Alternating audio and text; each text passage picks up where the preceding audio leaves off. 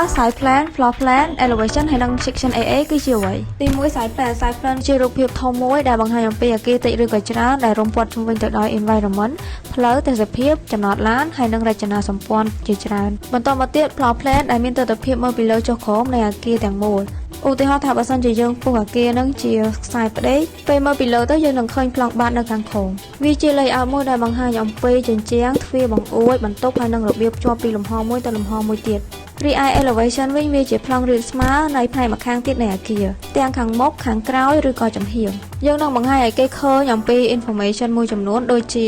កម្ពស់ជាន់នីមួយៗនិង materialization ដែលយើងនឹងប្រើវា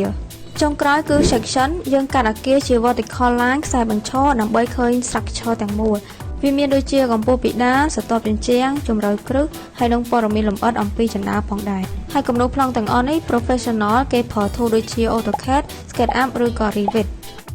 អញ្ចឹងបើសិនជាអ្នកទាំងអស់គ្នាទៅតែជា beginner ទេចង់រៀនទៅលើ software ទាំងអស់នេះដើម្បីពង្រឹងការងារឲ្យបានលឿនជាងមុនខ្ញុំ recommend សាលា AD Academy ដែលជា Computer Training School ហើយគាត់ focus ទៅលើ software ដែល Aesthetic ហើយនិង Interior Design គាត់ត្រូវការអញ្ចឹងបើសិនជាមានចំណាប់អារម្មណ៍អាចតាក់ទងទៅ AD Academy ផ្ទាល់ដែលខ្ញុំដាក់ link នៅខាងក្រោមនេះ